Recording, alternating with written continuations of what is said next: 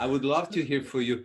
How can we get our leaders to be more inclusive and understand that they need conscious actions?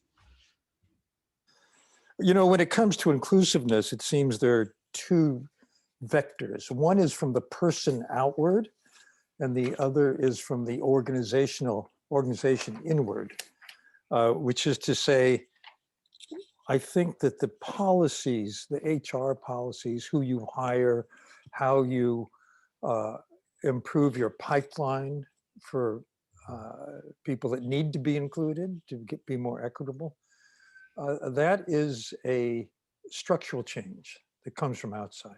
And are you aware of your own biases? Are you aware how that might be shaping your actions, your perceptions? Do you have a mindfulness practice, or do they do that at Prudential? We try to start engendering at least the idea that it's important to have a practice for yourself, for understanding your energy levels, for at least for you to focus on quieting your mind yourself. So it's not explicit as we had at IBM. At IBM, we had about probably 1,200 folks in a community for mindfulness. At Prudential, we have programs and we have sessions every Thursday, for example. People can choose to join or not.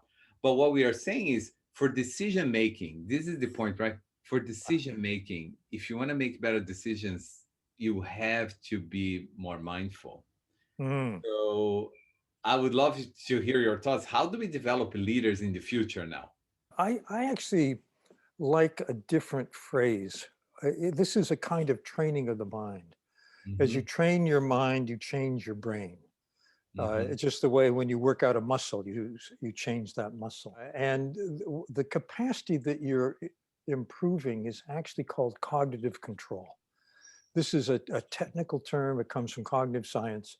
And cognitive control means you can widen the gap between your impulse and your reaction. And that is where you make good decisions. If you make a snap decision, it may not be your best decision. You want a little time, a little room in your mind to think it over. And being able to tune into yourself helps you understand, for example, more immediately and better what your state is and how that state might be affecting your decision-making abilities.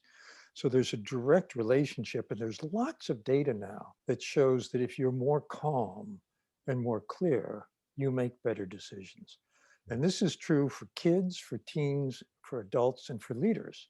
It's the way the brain works. It's called reciprocal inhibition, where if one is happening, the other can't happen. So if you're distracted, if you're anxious, if you're impulsive, it means that you can't have cognitive clarity.